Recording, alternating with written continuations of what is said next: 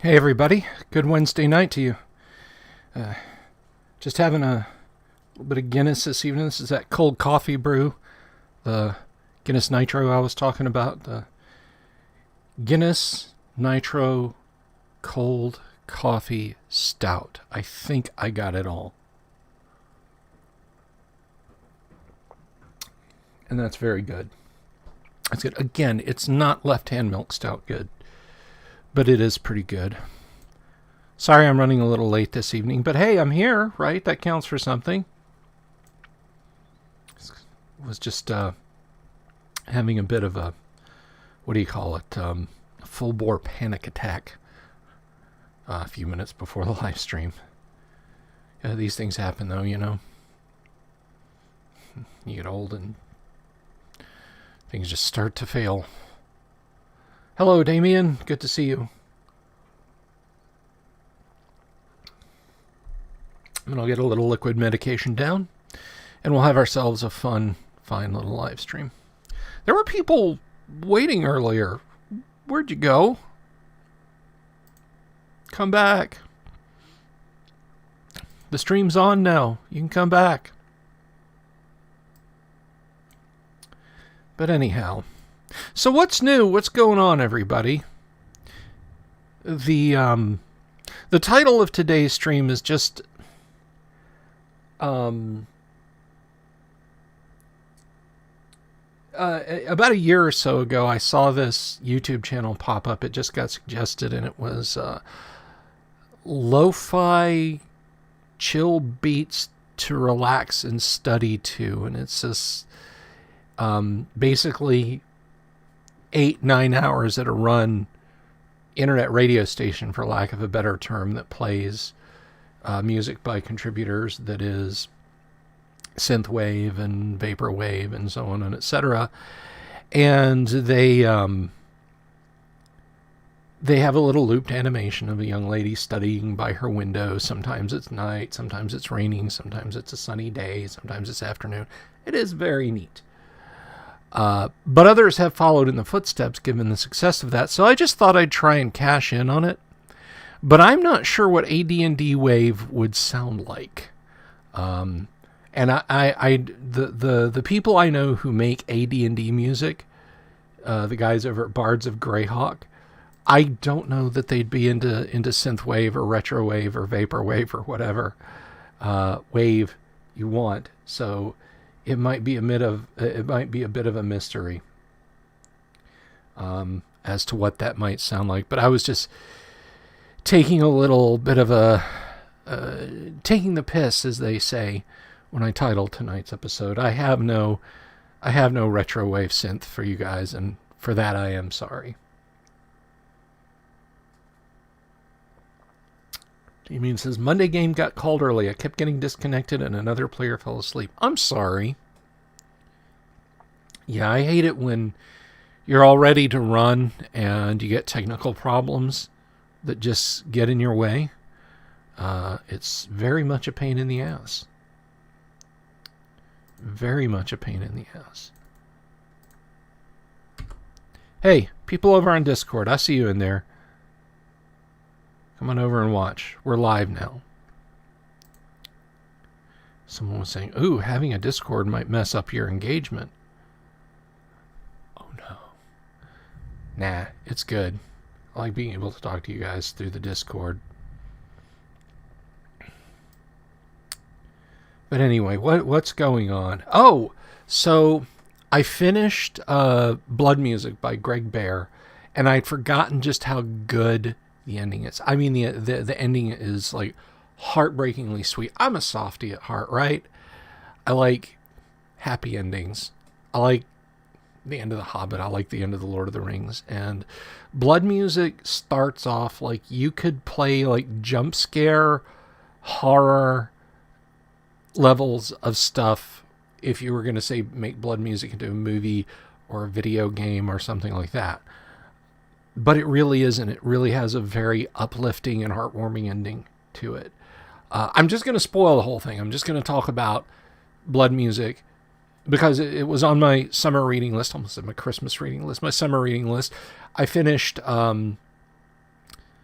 Count Zero or Neuromancer, Count Zero, Mona Lisa Overdrive to kind of start things. And I just finished Blood Music, which is a dense read.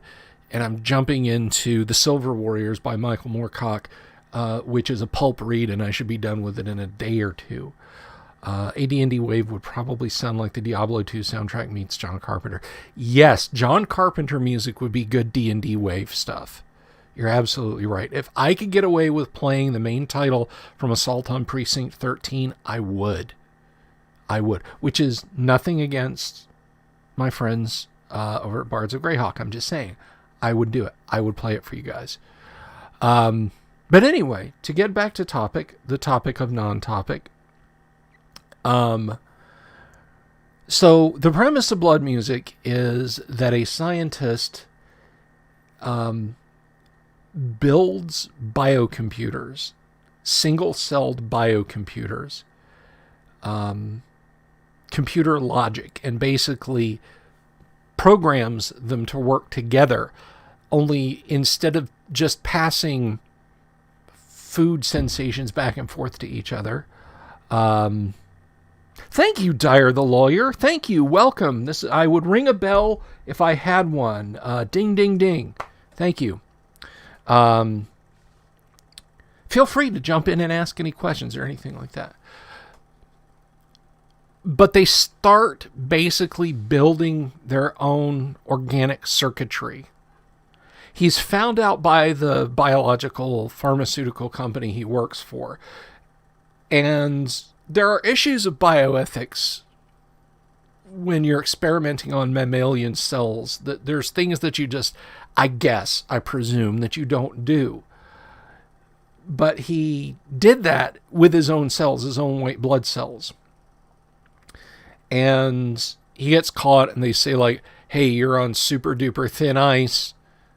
We're going to screw up your security report. You got to delete all this work and you're basically an indentured servant to us now. And he thinks about like the cultures of cells that he's made. And he realizes that they're like at least as smart as, say, a lab rat. And he says, and he thinks to himself, well, it's even more unethical to destroy these things than it is to experiment on my own cells. And so he figures he's gonna do something and get fired eventually.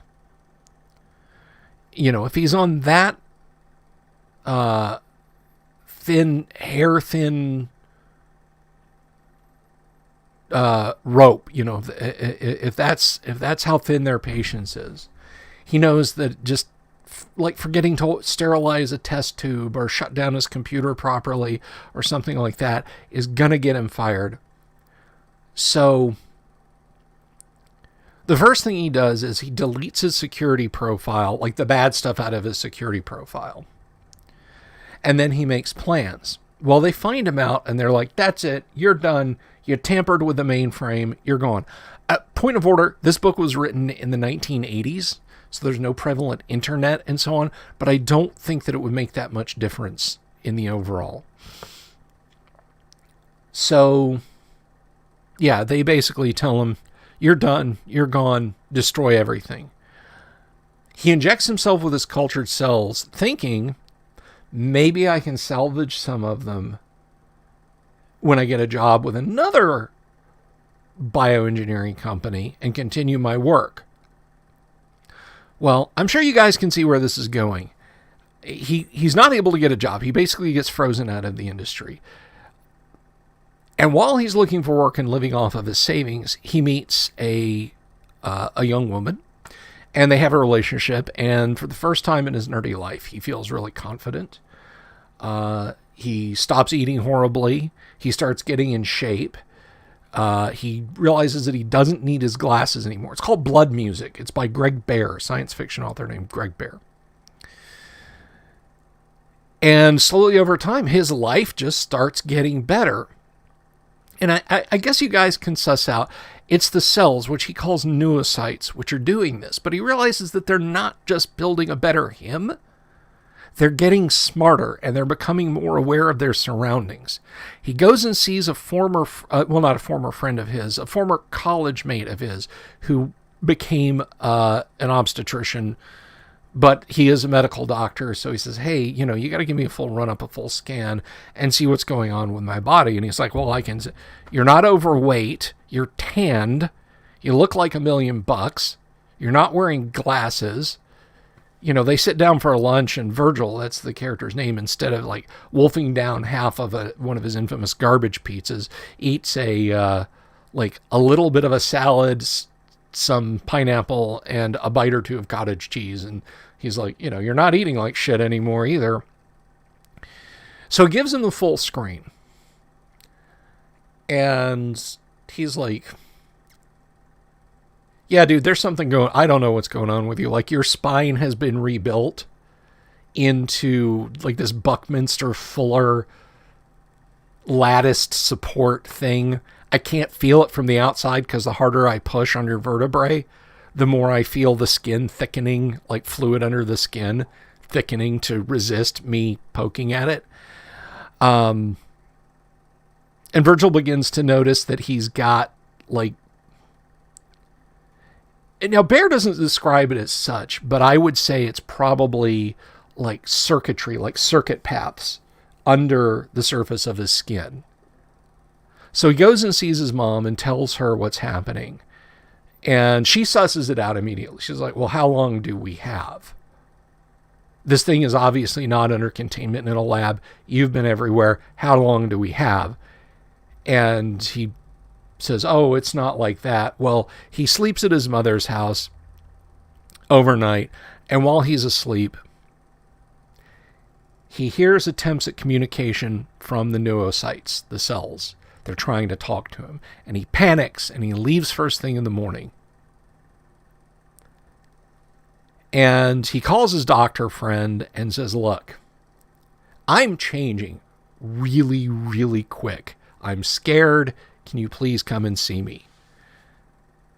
So he goes to see him and the doctor's like, where's your girlfriend? And he's like, she's out right now. She's not here. And he spends hours kind of pacing back and forth in his apartment, ranting and raving, like oscillating between being terrified of just kind of dissolving into goo and then getting positively messianic.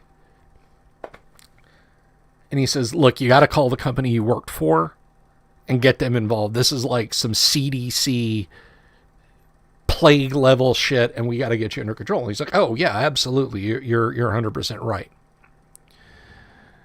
And so they have a couple of meetings, and the last time his friend goes to see Virgil, he finds him sitting in the tub, and the water is this pinkish milky white color. And he says, hey, look, they're exploring outside my body. They wanted to know about the outside world. I'm thinking about putting them through an obstacle course and just pulling the plug in the drain and just letting them swirl down. And, they've had a pretty easy life living in me and eating carbohydrates and fat and just learning what I wanted them to learn and so on. So why don't I just let him go? And it's at that point that his friend is like, yeah, I can't let you do that, Virgil, and throws a lamp in the stove with him. Gets ready to leave, hears his girlfriend talking from the guest bathroom, goes in, she's sitting in the shower, basically kind of flattening out and moving up the walls, if you think like a mimic might, or a doppelganger. And she's already got tendrils going down the drain, and he's like, oh shit, I gotta leave. So he leaves, and that's when the book kind of broadens out into the larger world as more and more people are infected, is an ugly word in reference to blood music. I can see where it would be terrifying on a personal level. Like you wake up one day and your body is slowly becoming dissolute, but there's voices talking to you.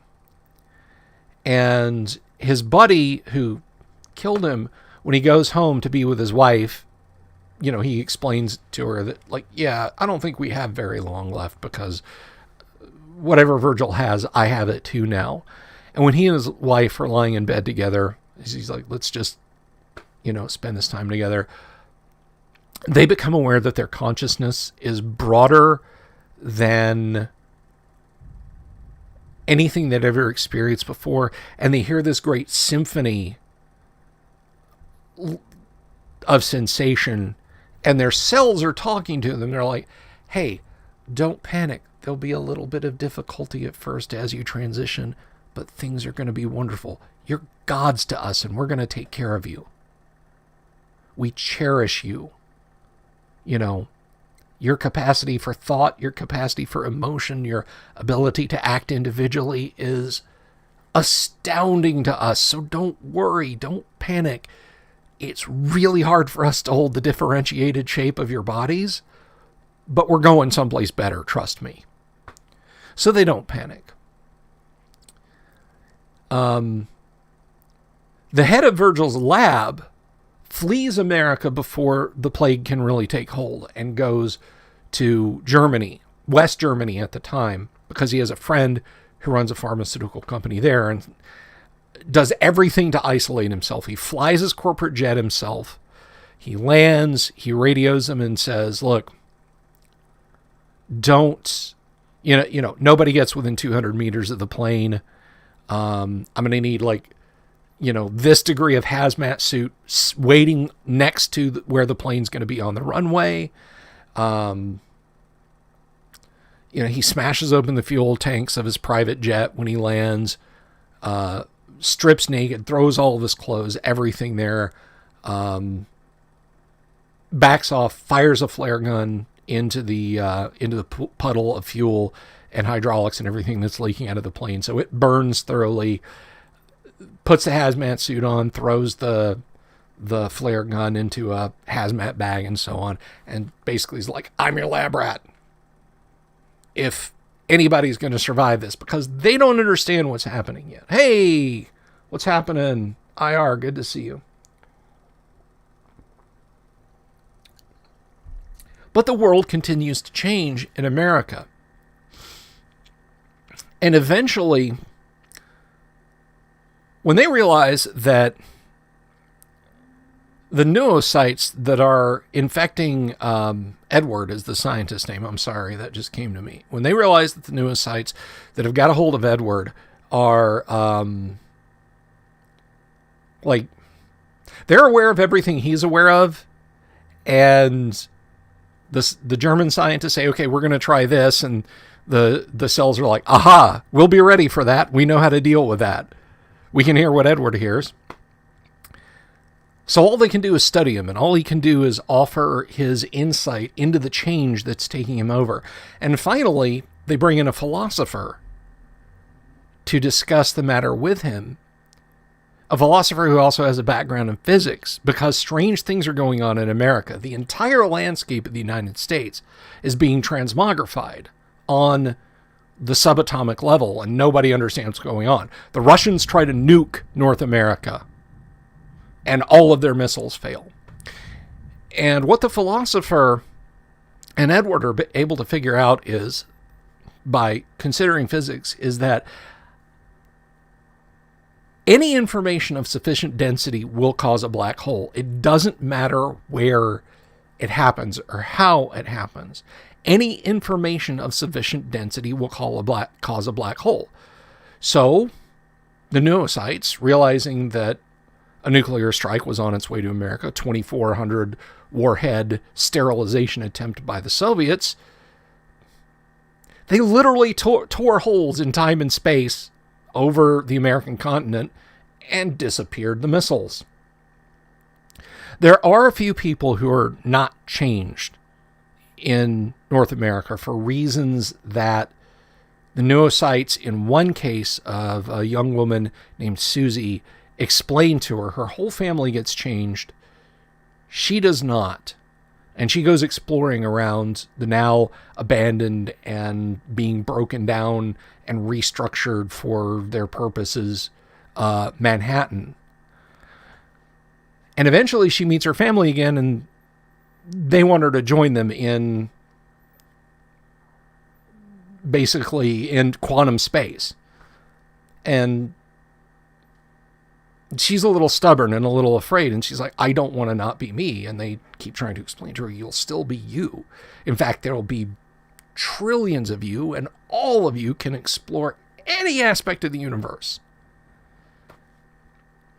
But she is described as being learning disabled, slightly learning disabled. They set her up immediately when we're introduced to the character that she does have a job. So she's not, she doesn't require constant care. But they offer her several times the chance to join the noosphere, and she passes on it. Whoops, not can over. She passes on that opportunity time and again, and finally they explain to her, we're not going to hurt you. We're not going to hurt anyone. This is actually wonderful. But we are leaving. We are changing things to the point where it might not be safe for you. So they put her someplace safe until after this change has gone on. And then we cut over to Edward's story. And he slowly succumbs to the noocytes. And basically they explain it to him the same way. They're like, yeah, we're living down on a fundamental building block level of reality itself now. We've evolved beyond cellular and just gone deeper and deeper and deeper and deeper. So you don't have anything to be afraid of. We can't keep your physical form like this, but because we love you and because you're awesome and because you created us, you meaning humanity, you're coming along for this ride. This is going to be great. It's going to be amazing. And eventually he undergoes an apotheosis where they look in the isolation lab. They've got him in one day, and there's like this blast of light, and there's nothing left in there but this. It's described as a lens of pure energy that then fades out of existence. So the story jumps forward in time a bit. All of this has just gone on in North America. Susie eventually was rescued by remnants of the American government. Remember, there's probably good 2, 3, 4, 5 million American citizens living abroad, maybe more. And plus we have Navy ships based in other countries. We have military bases in other countries. So they basically say, yeah, we're provincially still technically the United States, even though we don't have a home anymore. So Susie's brought to live in England once they're sure that she's not a carrier of the noocytes. And it's implied that she's extremely well received by the American consulate. She's given a private apartment. They have caretakers from the consulate stop by, visit her on a daily basis, make sure she's okay. And then one night it starts to snow. And the snow is all just golden snowflakes. She's described it as burning gold snowflakes. It's not burning. It's not like setting shit on fire. But she goes and she puts on this gown that they gave her because they had a ball. They had the American ball at the consulate. And so she takes off her clothes and puts on the gown because she's thinking, this is probably the last night of Earth and I'm going to die. And I at least want to look pretty. So she puts the dress on and is looking at herself in the mirror, and her reflection steps out and takes her by the hands. And again, it's the noocytes. And it's all of her matrilineal relatives' memories just kind of come flooding into her. As it is explained that the junk codons, I mean, in reality, this is not what they are, but the junk codons on the end of an RNA strand can be played back like computer memory by the noocytes. So they they come to realize, hey, we can not only let you experience any number of future possibilities or past possibilities in your own reality, but we can show you things, racial memory for your entire species, going back as far as we can decode the RNA, which turns out in some cases to be thousands of years. So Susie's mom, by proxy, and her grandmother and her great-grandmother and all these other people step out and tell her, we love you, we miss you, something amazing is going to happen. You're going to come with us and it's going to be marvelous. And she finally says, okay, let's go see this marvelous thing.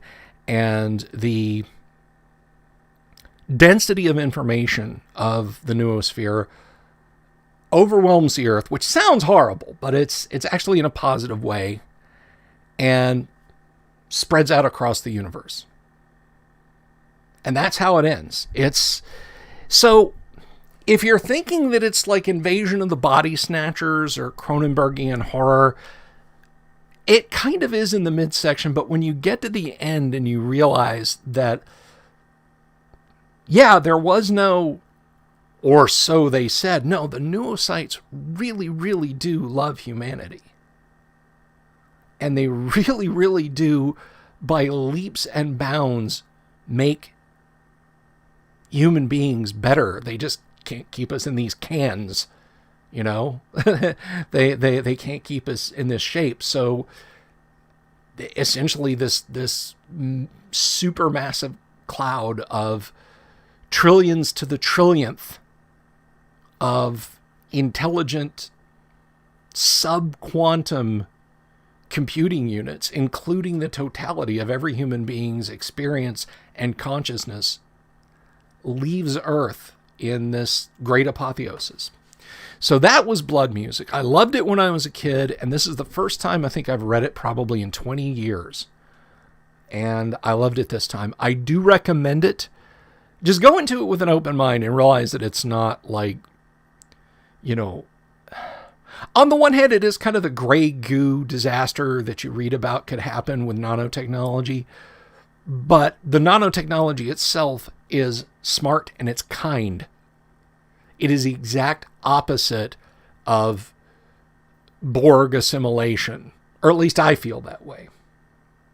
So that was Blood Music. I just finished it last night. The ending is so good, I've gone back and reread the last chapter a couple of times, just because Susie finally no longer being afraid was so wonderful. And just reading about how humanity now has an infinite amount of time, an infinite amount of possibilities. Because if you're dealing with something that has literally tunneled down into space-time itself, to where it is pure intelligence impinged on the fabric of the cosmos, you know, the heat death of the universe, the end of the black hole era, the era of iron stars, proton decay, none of that shit matters. None of that shit matters, and nothing bad is going to happen. So the next book in the series, I'm sorry, there's not a series. I wish there was a series. The next book I plan on reading is The Silver Warriors by Michael Morcock. I welcome my new noocyte family. I wish, man. I wish. I'd freak out for about a week and a half as I, kind of watch myself start to look like the Thing from Fantastic Four. Not the Thing from John Carpenter's The Thing, although I got a little from column A, a little from column B. As long as nobody comes after me with a flamethrower. But the next book that I'm reading, and it should be a very breezy read because Michael Morcock is like potato chips, is The Silver Warriors, which is a Champion Eternal book. And it is a very short Champion Eternal story. It's not like the Elric Sagas or Sagas. The Elric Sagas. The Elric Sagas. This is, I believe it's Eric Jose. It's one of Eric Jose's stories that takes up after some of the Erikose books, where he was a real piece of shit. He basically genocided all of humanity just so he could live off, go off and live with elves. But Erikose gets called to a dying Earth, and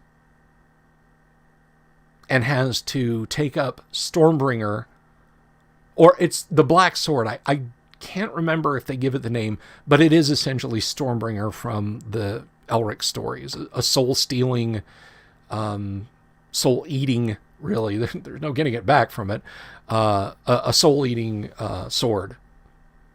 And he finds himself on a dying Earth, an Earth that's mostly frozen, which if you've read, and it's kind of a hard book to find, but I semi-restored a copy, The Ice Ships. That's another, you can read this in like a day. Novels, just like started on Sunday afternoon and you're done by Sunday night, kind of books. But the entire Earth, it's a frozen planet. And he's been summoned by magicians who are like, hey, yeah, we're the last vestiges of humanity scattered across the globe. What do you got for us?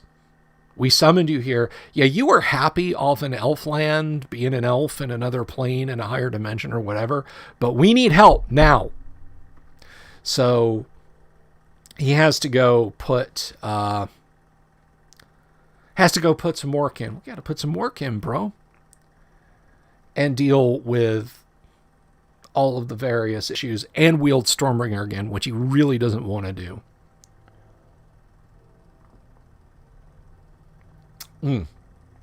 KB, you know what? I have the can right here. I'm gonna read it off right. This is the Nitro Cold Coffee Brew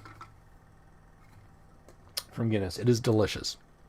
So yeah, Erikose then spends about 180 pages whining and complaining about his fate, and I want to go home and screw the pretty elf, and I don't want to do this, and I don't want to carry it, and blah, blah, blah, blah, blah. Yeah, it's the same story you've written 50 dozen times, Mike. We get it. You hate Conan. You think Lord of the Rings is boring. Silver Warriors is available on Open Library, a website hosted by the Archive Organization. It's a great website. I'll have to check that out. I'll have to see if there's some other books. But, again, I haven't read Silver Warriors in a long time, and unlike the turgid 500 pages plus of Elric of Melnibone, or the Chronicles of Corum, or the Hawkmoon cycle, or just any number of other Michael Moorcock books. I said it's 180 pages, but it is, there's like 13 lines a page. This is like a large type paperback version that I got. The best part of it is the cover art by Michael Whelan. But it's still a decent fantasy read, so I'm going to read it and enjoy it. I don't see myself ever diving back into the Ulrich sagas. And then, of course, as I said, I don't know which one I'm going to get into for kind of the last summer read as the last vestiges of summer fade away. I don't know if I'm going to read Dune or Team Yankee by Harold Coyle. I mean, I'm going to read them both. They're very different books. Like I said, Team Yankee is a novel of World War III. For those of you who might be younger, let me get you in on this. And talking about tanks brings me to a little bit of a rant, because it's almost rant 30. Back in the 1980s, and this is the same era that brought us Twilight 2000, Aftermath, Gamma World, Morrow Project. But back in the 1980s, growing up, our conception of the next war, of World War III, was A, it would be nuclear. At least it would end in nuclear conflict. And B, it was a matter of when, not if, the missiles were going to fly. So books like The Third World War, Team Yankee, and probably a dozen others. There's actually a book by Larry Bond called World War III that is really good. Some of them dealt with the matter of nuclear specter in a somewhat unrealistic manner, and I'll tell you a little bit about Team Yankee. Team Yankee is the dumbest and most reductive explanation of what Team Yankee is that it is fan fiction. There is a British general named Sir John Hackett who wrote a book called World War III, or The Third World War, and World War III 1987, and they're companion pieces to one another. World War III, The Untold Story, is the grunt's eye view because a lot of people were not interested in looking in this, what breakdowns led to the Third World War in the strategic sense. So he kind of wrote the two books as a companion, as companions to one another. Harold Coyle looked at that and said, but what about the human story? And presumably approached Sir Hackett at the time and said, may I write a book using your here's how World War III starts as a framework? He agreed to it, and we got Team Yankee, which is a great book. But, spoiler alert, towards the end of the war, the Soviets, in an attempt to say, we're not screwing around, hit Sheffield, England, with, I believe it is a 500 kiloton, I almost said megaton, a 500 kiloton airstrike. The Soviet, or the NATO responds with the U.S. and with Great Britain doing a TOT strike on Kiev of, I think, a total of like 1.2 megatons. And essentially telling the Soviets, we can stop it now, or we can keep going. What do you want to do? And the Soviets backed down from it. And one of the reasons they backed down from it, one of the reasons they used nuclear weapons in the beginning, was because things begin to fall apart, because the Soviets are pushing troops into a meat grinder in the West. The privations that the average Soviet citizen underwent, pretty much from 1920 until 1989, have gotten that much worse because of the war effort. NATO is hitting oil production facilities all across the Caucasus, and the Soviets can do little to nothing to stop the NATO convoys. They are sinking some, but many more are getting through. Reforger is working as designed. Reforger is a term used during the Cold War by NATO, which stands for Return of Forces to Germany, which basically means that we would ship armies from the United States into Europe as quickly as possible, and pre-positioned all throughout Europe, we would have stocks of aircraft and armor and guns and bullets and missiles and all that shit, rather than having to ship it all over. We would have POMCUS basically pre-positioned equipment, and they would be scattered enough and located to enough counter value targets that there's no way the Soviets could saturate bomb them without triggering World War III in nuclear terms.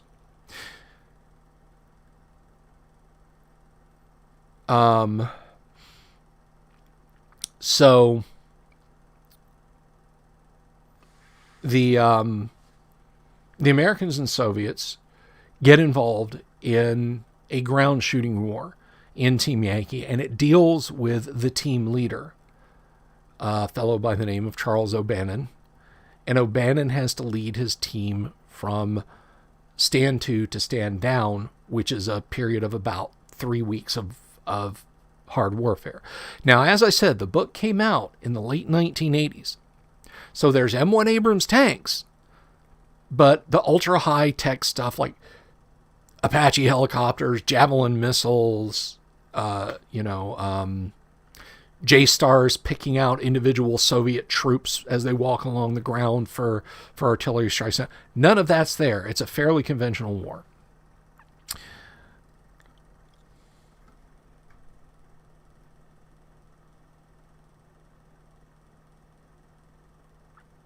So that's that book, and you guys know what Dune is. I don't have to tell you what Dune is.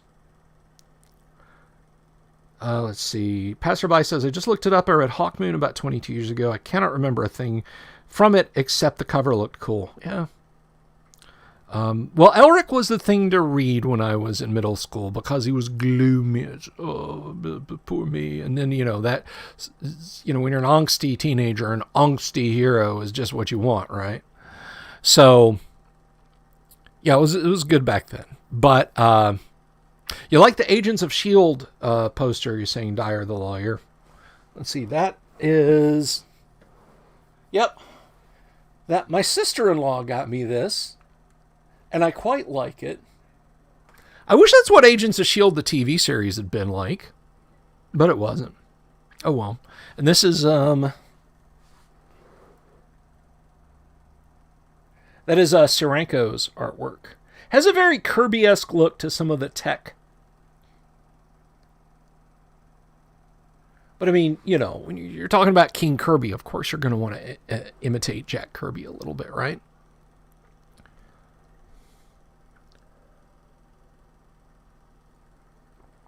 So while we're on the subject of tanks, I would like to have a little bit of a rant, just if I may. In the last couple of days, there are some YouTube channels of which I am rather fond.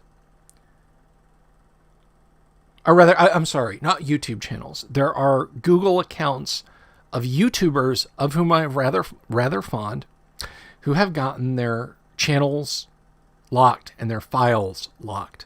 I think we all miss Jack Kirby, Dyer the Lawyer. What has happened is, now gearheads, when it comes to tanks of all stripe, they're like stamp collectors or train enthusiasts or comic book enthusiasts or role-playing game enthusiasts. They get into every possible detail. Like if you look at a Russian tank and you say, yeah, that's a Russian tank, somebody will pop up from behind a bush and say, that's a Chinese copy of a Russian tank. And here's how you can tell. It's got 102 track pads with dual knockout pins and an 8-sprocket return gear on the front. The Russian is 9 and has single pin, but, also, the fume extractor is made by Hughes in the United States. It looks like the Russian one. It has to because it fits. But if you pay attention to the bolt pattern, you'll know what I'm talking about. These guys are really into tanks. I thought I was into tanks. They're really into tanks. And that's fine. That's absolutely fine. Every country in the world of note that fields an army has armored fighting vehicles. This includes countries in the Middle East. Israel, Syria, Jordan, Saudi Arabia, Iraq, Iran, Afghanistan, the UAE, Kuwait. Every country. A common thread in those countries is that they're Arabic.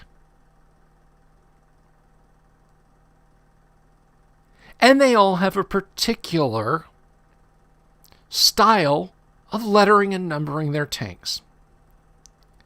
At least 2 YouTubers who manage historical archives of tanks, particularly focusing on modern armored fighting vehicles, and have many pictures of them, have found themselves locked out of their Google accounts. And when they asked why, it's because they're spreading terrorist information. because they have pictures of Syrian, Jordanian, Israeli, Saudi Arabian, United Arab Emirates, Omanian, Iraqi, Afghanistan main battle tanks that might have Arabic writing on them, or Hebrew in the case of the Israels. Guys who literally have channels that are predicated on the preservation of military history. Google has shut them down. And let me be clear. A lot of these guys, for better or worse in this case, use their channels as an all eggs in one basket. So it's not just file folders full of pictures of Iranian T-62 mods, an Israeli conversion of captured T-55s, and Saudi Arabian M1 Abrams tanks, and Omanian upgunned Challenger tanks, but family photos, personal documents. And the Alphabet Corporation looked at them and said, "Looks like terrorist information to us," and locked their accounts.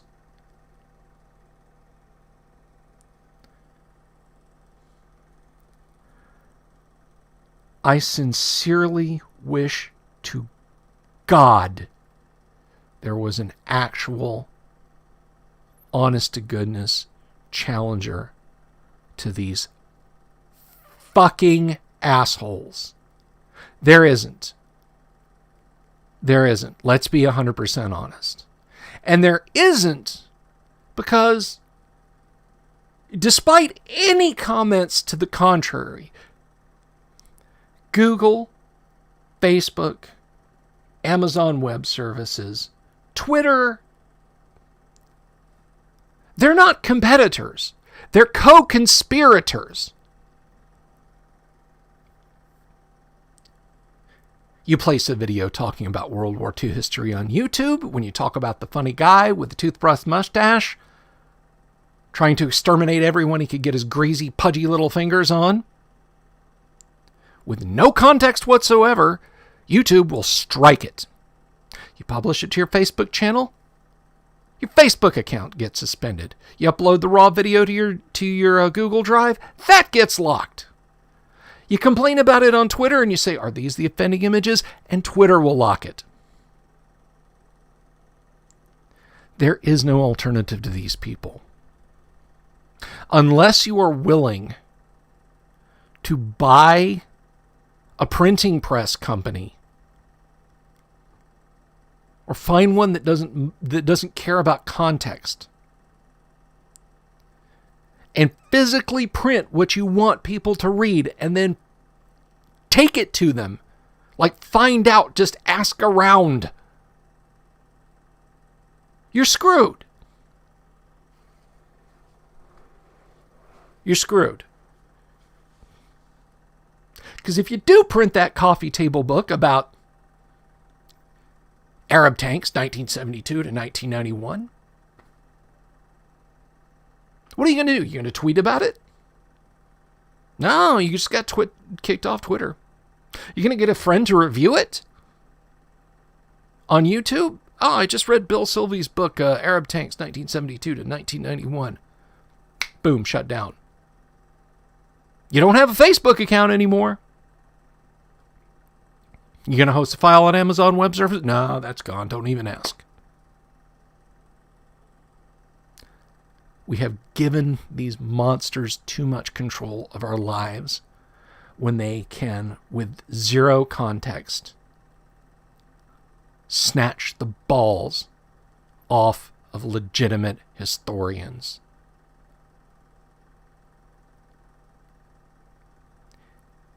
He who controls the present controls the past. 1984 wasn't supposed to be an instruction manual.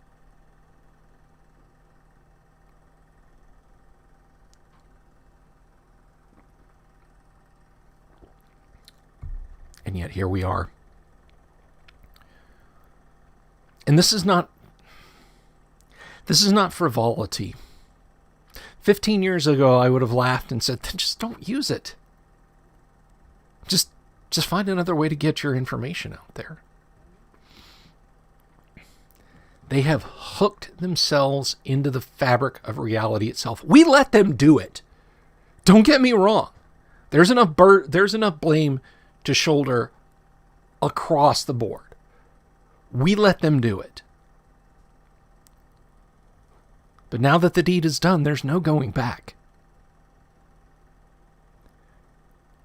There's no going back to sharing information that they don't want shared.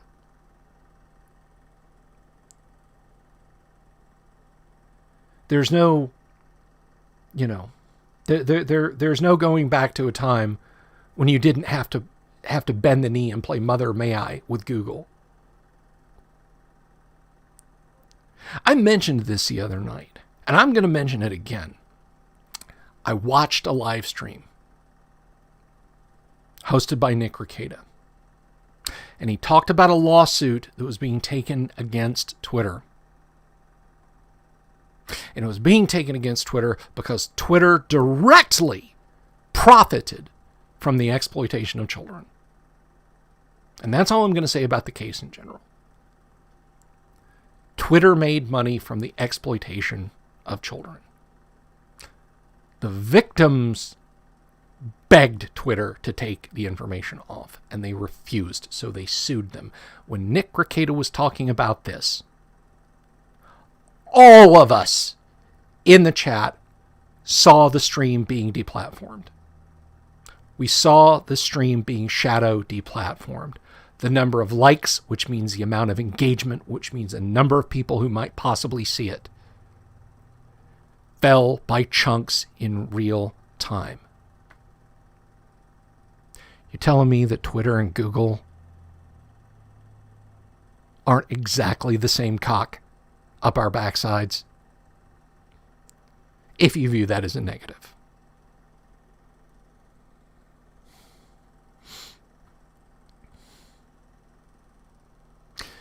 So that's my little rant. That's my little anti-Google rant. And yes, I know I'm using YouTube. I realize that I'm using YouTube right now. I mean, hell, who knows? Maybe, maybe some bored shithead at Google might see this and shut me down. I don't know. I can hardly think that they would care about 2 concurrent viewers in the stream and none over on Facebook. For the video title I gave it, this is not very chill. This is not a chill stream. I'm not chill. I need to get my chill back.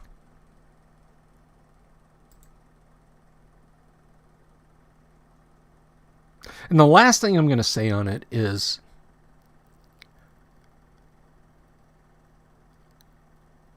a great many of the people who do this are parlor pink commies. They think that Jen Psaki wearing Ushanka with a hammer and sickle on it was cute and adorable. And that Che t-shirts look, mas cool. And they'll say, lol, just build your own.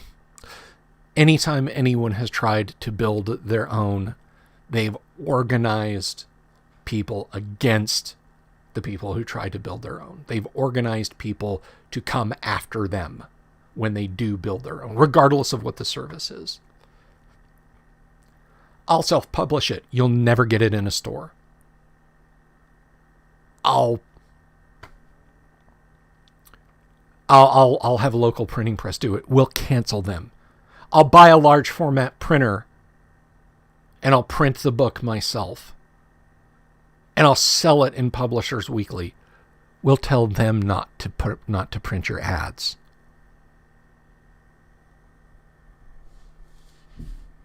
That's what we're up against.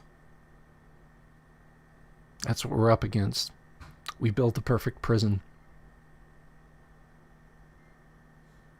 I mean, if I shared half of my political points of view, Nobody'd ever buy one of my D&D modules again. That's how that works.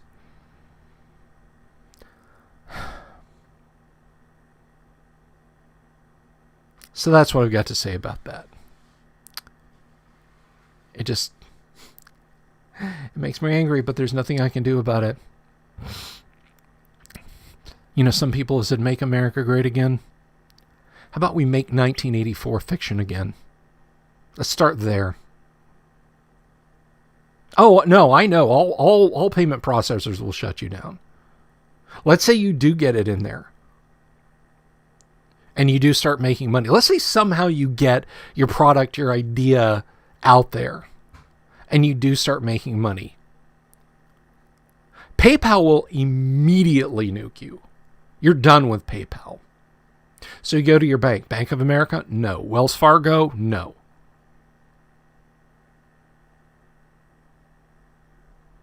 Maybe you can get by with an account on Square. I don't know.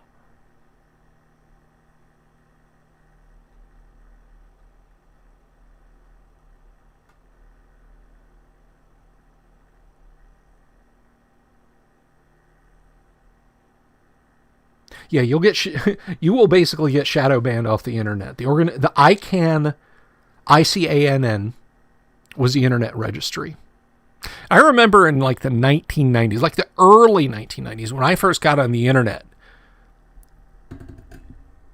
kooks, people I knew who were in their 30s and early 40s back in the early 1990s, kooks, would talk about how in the year 2010 or something like that, ICANN will be handed over to the UN or some world governing body.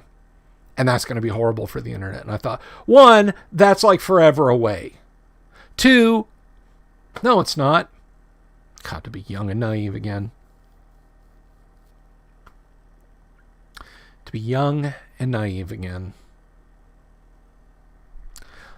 But let's talk about good stuff. Let's talk about positive stuff. So, regardless of which book gets read first, Dune, after Silver Warriors, which I would expect I'll be done with in a day or two, Dune and Team Yankee. I'll be reading them. Dune is not an easy read. Dune, not counting the... not counting the indices, this particular paperback copy of Dune with its 9-point font in it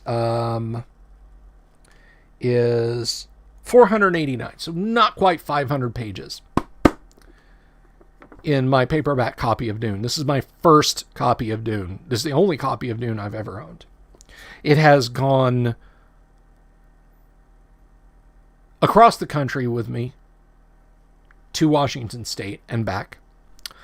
It lived in my backpack for many years. It falls open to page 325, and I don't know why. It's got places in it that are highlighted. It's got dog ears because I'm a Satanist and I dog ear my books sometimes. So I'm looking forward to reading Dune. Team Yankee has about the same size font and is 318 pages long. But somewhere in the meantime of that,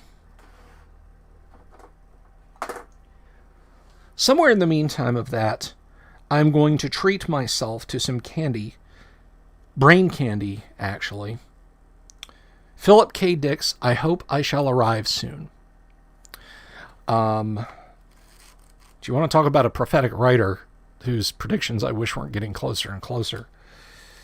You talk about stuff like The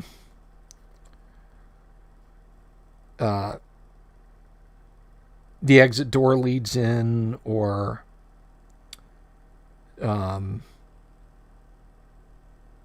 Radio Free Albemuth, things like that, things that you really don't want to come true.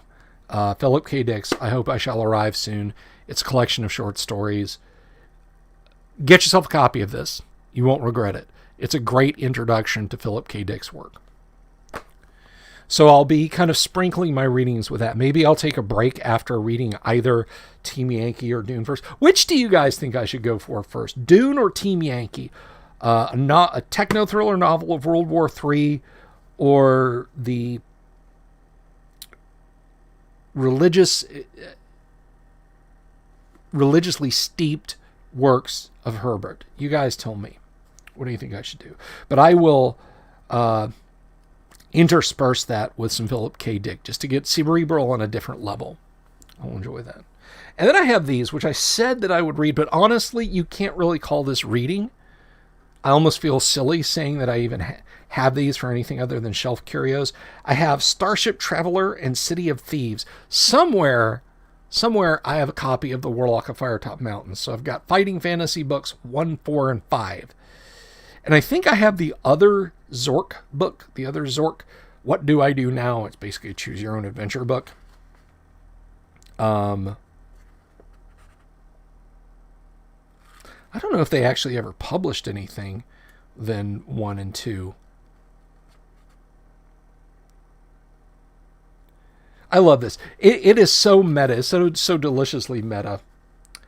In front of the TV, your eyelids slowly close. A strange sound fills the room. Suddenly your eyes open. You realize you have been snoring. You can't get that Zork book out of your mind, but the bookstore is already closed. Think again. Wouldn't it be wise to purchase the book now and turn to page 5? That's a sense of humor that Infocom had back in the day. And this printed on the cover, not a sticker, $1.95. Does anybody remember the last paperback you bought that was that inexpensive? Dyer the Lawyer says, Techno Thriller, I'm reading Dune for the first time now. And Damien says, Team Yankee. So, unless anyone jumps in and stops me, it looks like it's going to be Team Yankee after the Silver Warriors, which is fine. Which is just fine. The books aren't going to spoil. I'm going to be able to reread them. But my fall and winter reading will be The Hobbit and then The Lord of the Rings. Springtime, maybe I'll dive back into the Silmarillion. Now, my co-host Kyle, who's not with us tonight, roundly made fun of me because I claimed to have read the Silmarillion. I said, I have read the Silmarillion. And he said, nobody's read the Silmarillion. Nobody has read the Silmarillion. And because nobody has read the Silmarillion, it's the wonderful thing about claiming you've read the Silmarillion is that no one can prove you wrong because nobody else has either. So they can't ask you about what happens in the Silmarillion because they don't know. And they're not going to know that you don't know. And if you just make things up, they're going to assume that you're right. But I've read the Silmarillion before, and I like the Silmarillion. It is an easy reason. Let me tell you, if you're holding off on reading the Silmarillion because people are like, oh, it's like the Old Testament of the Lord of the Rings. If you can read the Lord of the Rings, poems included, then you can read the Silmarillion. And towards the conclusion of the Silmarillion, it entails a summary of The Hobbit and The Lord of the Rings. You just kind of get it from a 10,000-foot perspective. So, the first third of the book, I think what's thrown people is, with the Silmarillion, is that they crack it open. They try to get through the first 5 pages, which are very much Genesis 1:1. And then, see, Dyer the Lawyer right there. But, it breaks their transmission flywheel. And they can't handle it. Oh, God, I can't. But it's really just another fantasy adventure book. And it's even funny, too. It's kind of funny in some pieces. Oh.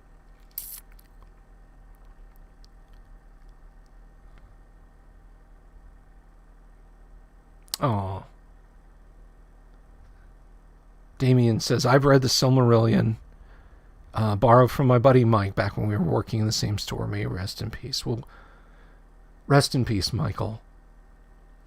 You are a good literary influence on Damien. and therefore that makes you a worthy friend. So yeah, I'm gonna, I next spring and summer, I may start out with a Silmarillion, but we'll see. Maybe I won't. Maybe I won't. We'll just have to see.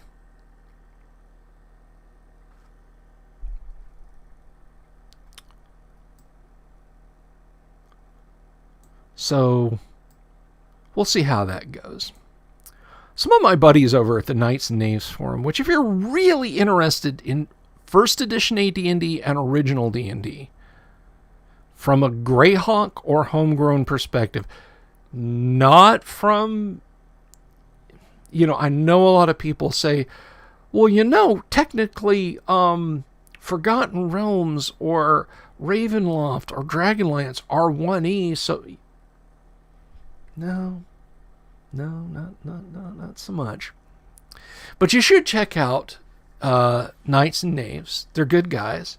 And a bunch of the guys over there wrote Osric. If you like playing with the Osric rule set, or you publish under it, that's the home. That's where it started. Jack Vance's Dying Earth. Good stuff, Dyer the Lawyer. Very good stuff. Good call. Good call, my man. But there's a thread going over Knights and Knaves about Lord of the Rings in first edition AD&D terms. And it's pretty nice. It's pretty nice. I can't remember who it was. I can't remember if it was Rob Kuntz or if it was Gary. I feel like it was Rob Kuntz who wrote an article in Early Dragon magazine saying that the title of it was Gandalf was a 5th level druid.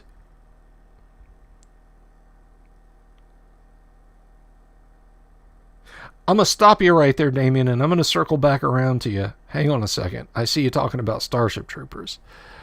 But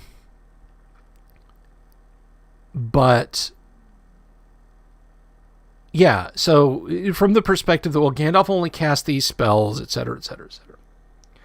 5th level druid's not going to square off against a Balrog, which is the inspiration for the Type 6 demon. I would say, I think Gary answered the question, even though he didn't directly do it. TSR had a checkered history with the Tolkien estates. They tried to publish a Battle of 5 Armies, which that's incredibly rare. They mentioned Ents and Balrogs and Hobbits in The Hobbit, and they ran up against Tolkien estates there. Which is why they're Balors, not Balrogs.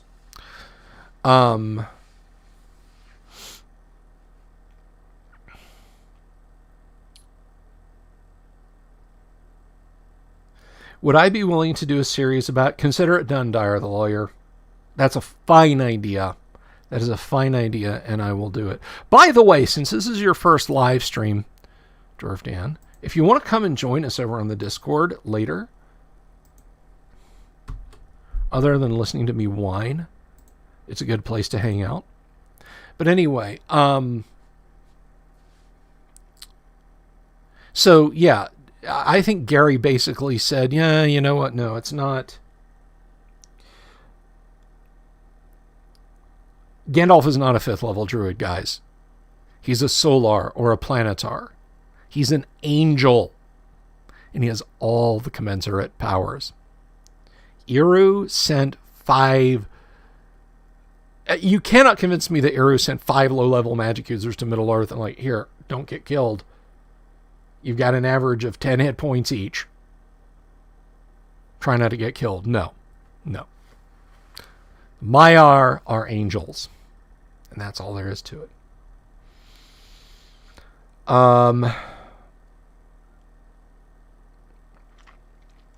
So yeah, I think that's a fine idea, Dyer the Lawyer. But do come over and check out the Discord. But I'm going to start talking about Greyhawk gods. I think that's a fine way to go. I may even kick it off. Our friend of the channel, Al Hammock, did a lot of work on editing the World of Greyhawk set. I think it would be fun to kick it off to talk. Do you guys want to get Alan Hammock on the show and have him talk about Greyhawk editing stuff? We've had him on the show before, and I meant to talk to him about it then, but we just kind of got distracted. So I think I'm going to reach out to Alan Hammock and let him kind of introduce the Greyhawk Gods section, and maybe we'll have Jim Ward on at some point. But I would be more than willing to talk about Greyhawk Gods. I was discussing this with a player of mine. Like, still weird. Yeah, it's a little strange. But one of the things that I think is really strange about Greyhawk Gods, I'll just give you guys a teaser. I'll just give you a taste right now. I know chat's a little overwhelmed with all these people pinging in, but please, try to keep your super chats and your normal chats to a minimum. It's scrolling too fast. Ha, that's a sarcastic joke. Anyway, I completely lost my train of thought. Is it Gandalf, Jord Fan? Greyhawk Gods. One of my characters in my game is a very high-level cleric of Hieronius. Now, I have talked in the past about the fact that one of the NPCs accompanying the party is a Type 5 demoness who got her alignment changed from chaotic evil to lawful good, courtesy of a helm of opposite align that she failed her saving throws against. So she's now lawful good. She polymorphed herself into human form and will not use her demonic powers. The ones that come naturally that she doesn't have to concentrate on, which are few, but they're there. Dyer saying, unfortunately, I have to work tomorrow. I'll watch the video on demand to catch up with anything new that you speak about after this. Thank you for stopping by and joining us, Dyer the Lawyer. I do this every day. Not this time of night, but I do live streams every day. So we will see you around. Thank you for joining the channel. Be seeing you. So Jane, to recap, demon, turned lawful good, now adventures with party, wants to atone for the things she's done in the past millennia, becomes a paladin. She is a first level paladin. The only thing she's bringing forward is her hit points, her 42 hit points. So she's like dual class demoness paladin. It's very strange and very third edition-y. I know.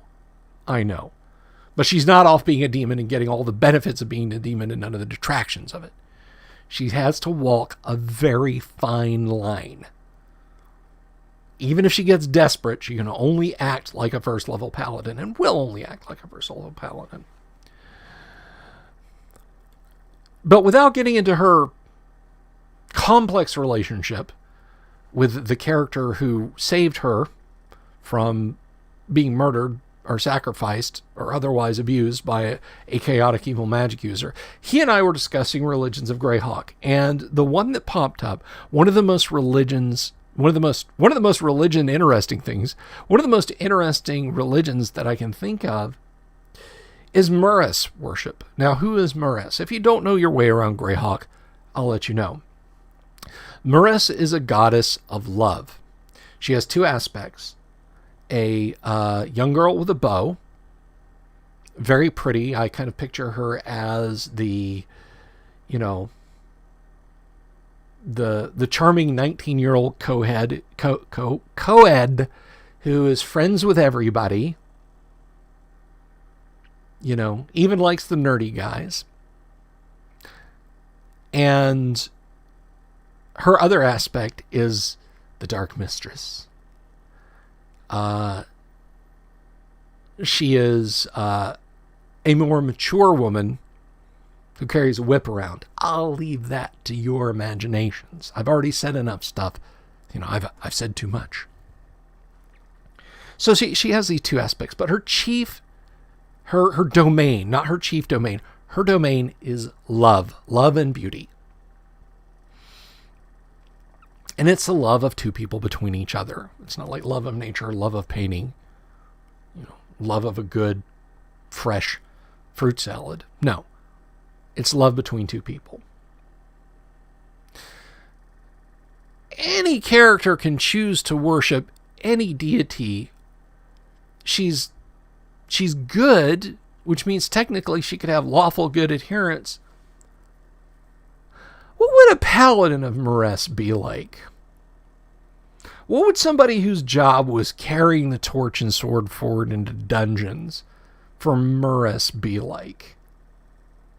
I kind of had to chuckle about that. So those are the kind of things we'll talk about when we talk about Greyhawk gods, as per the request of Dyer the Lawyer. And I'm going to wrap up, because I've been ranting on now for over an hour. I'm going to wrap up by saying, Damien, there is a faithful adaptation of Starship Troopers in animated form. And no, I'm not talking about Rico's Roughnecks.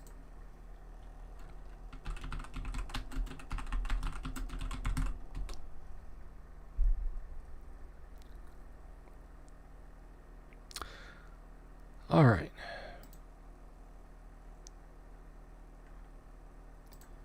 If you go here, whoops. If you go here, right there, and I'll share this over on Facebook too, for all none of you who watched on Facebook,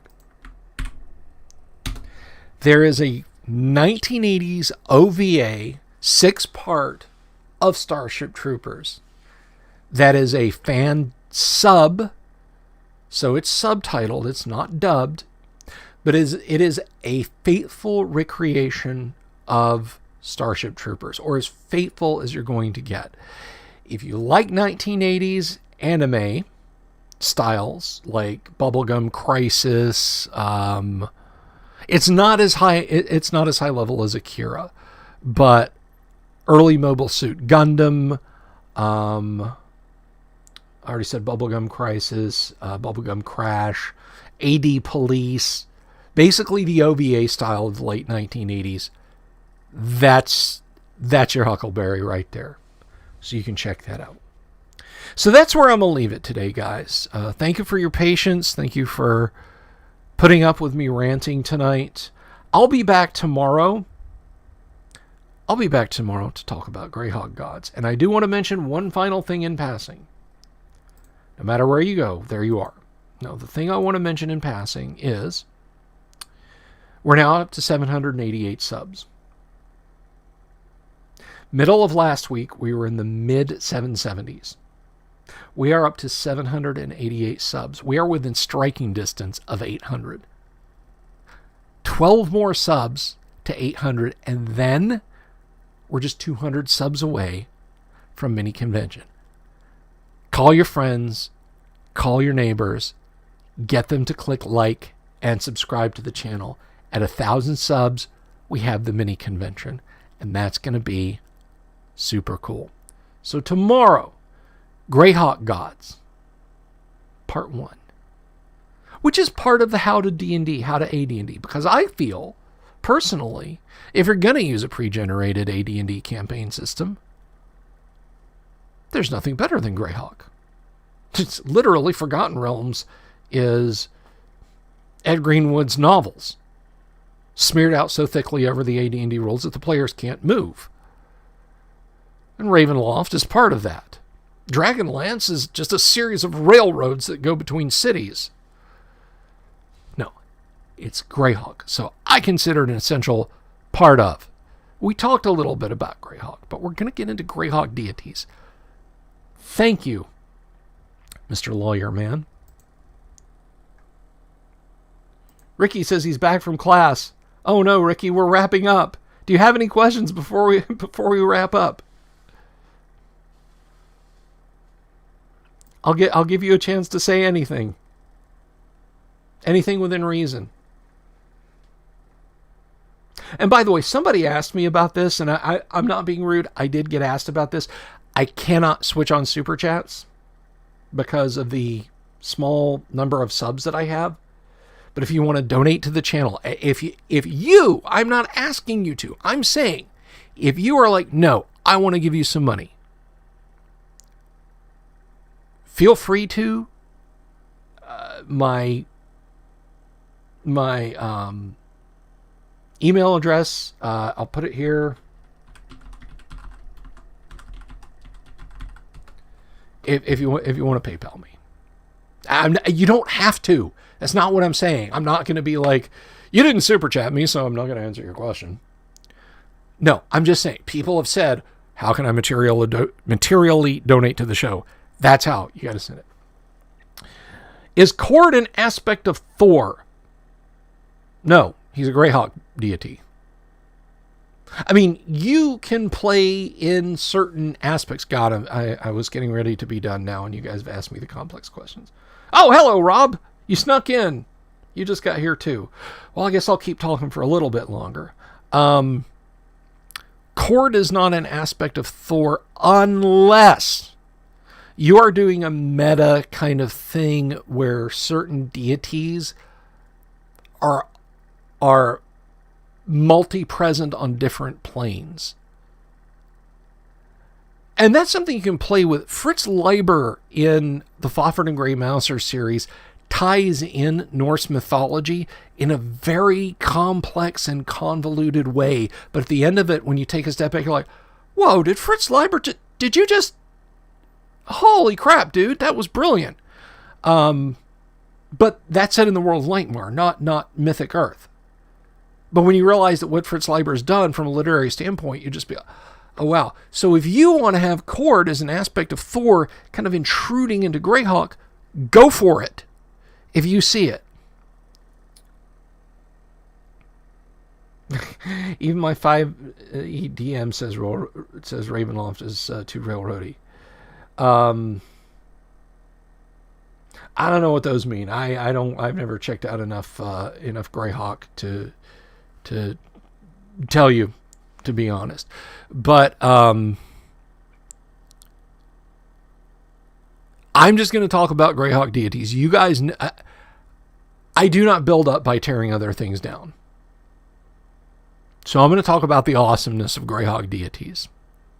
Although I will say it does irk me that so many fans of Forgotten Realms have co-opted things out of Greyhawk.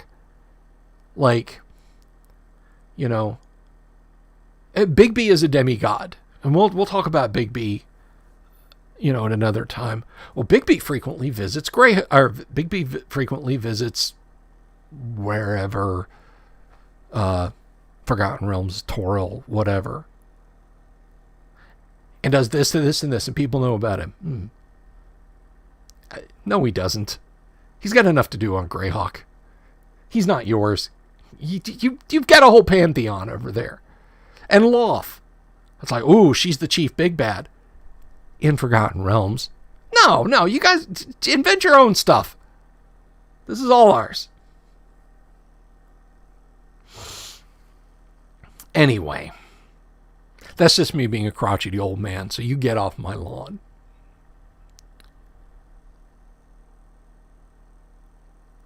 So Rob, Ricky, Damien, you guys seem to be the audience right now. Any questions before we kind of bring this train to its crashing halt, before I just flip over onto the overrun track and plow into the hills of sand? Anything at all? Now, people did gush about I6. WotC had Mordenkainen go to Greyhawk because fucking Sean Reynolds thinks he's Mordenkainen and he thinks the character belongs to him. Well, Sean Reynolds, you can suck my dick.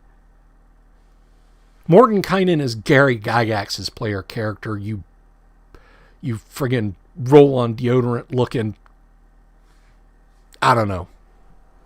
It's not yours. It doesn't belong to you, and Greyhawk doesn't belong to you.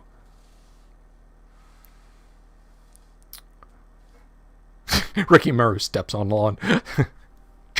Wish I had a toy gun here. No, that will get me kicked off YouTube. So yeah, Mordenkainen going to Ravenloft under WotC's captainship of D&D surprises me not in the least. unable to invent original things. They just rob from the past. Yeah, Mordenkainen Watsy shaved Morty's head because, again, Sean Reynolds is as bald as a fucking cue ball. Made him look like friggin' what's his name? Anton Szandor LaVey.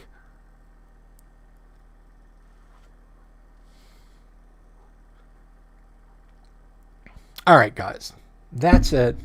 I'm going to wrap up because I want to end on a high note. What custom spell... Oh, gosh darn it. What custom Big B spell would I make for combat? I don't know. Big B's hand spells are all really powerful when you get down to it.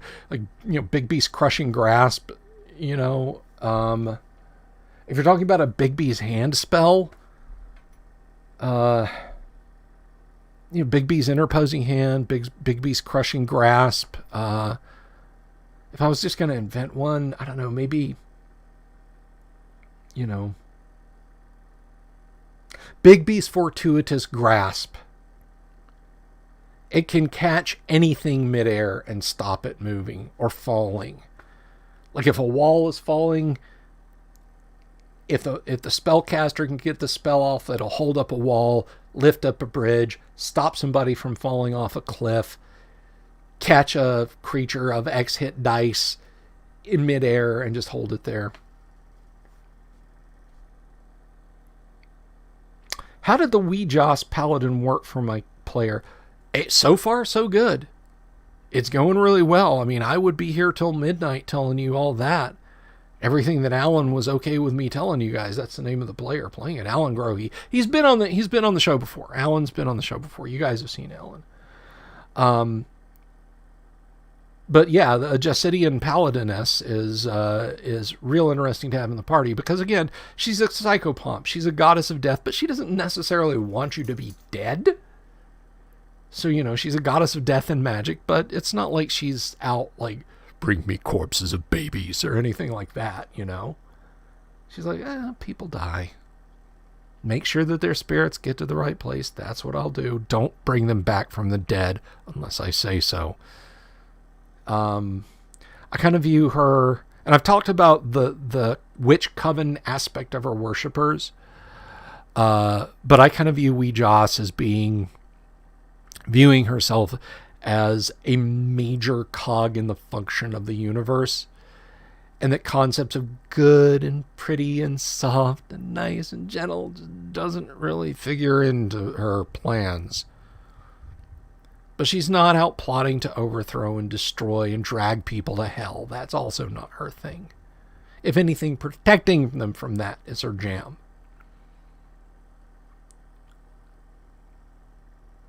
So there. I will leave the door open for one more question.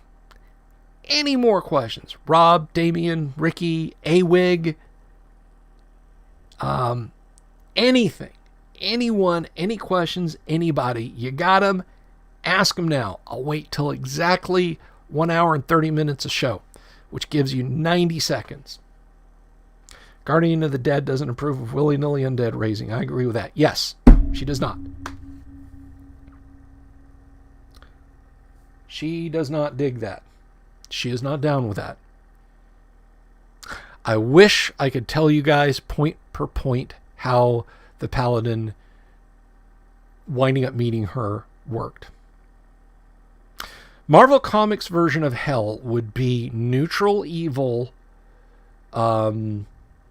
basically a very beautiful Orcus, if you think in terms of physical aspect. Although I would imagine she could probably turn herself into a crone with Annis-like abilities. But I would say just on the surface of it, I would say a neutral evil. And she does want you to be dead.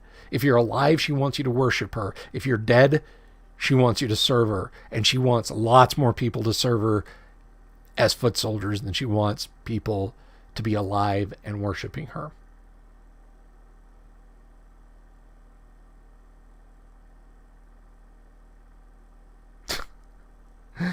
toy gun with a cork on a rope at the end. Oh, for the Big B combat spell. If I made an AD&D Wave album, would it have a neon wagon on the cover? An AD&D Wave album, oh, there goes a light. An AD&D Wave album would have, let's see, kind of part of the synthwave aesthetic is neon, but it's very sharp edged lines. So I would have to say probably, David LaForce. I think David LaForce art. And if he chose to put like a cart or a wagon on it, then yes. Like, a cart or a wagon on a neon beach with a grid ocean and like a neon pink palm tree and a sunset, and then like a silver, like chrome, like metallic colored dragon in the background. And then like the triangle thing, advanced Dungeons and Dragons across it. There's like a vaporwave or synthwave banner maker out on the web. You guys go over onto Discord and share. Find that. Let me see.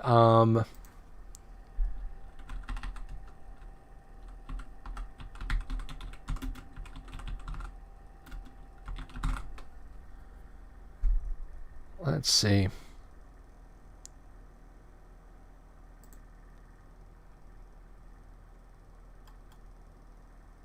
See if I can find this.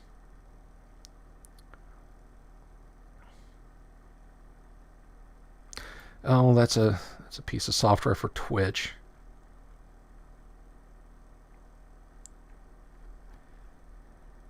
See if I can do this here. And this is going to be the last thing. This is going to be the last thing I do. No, I said without Twitch, guys.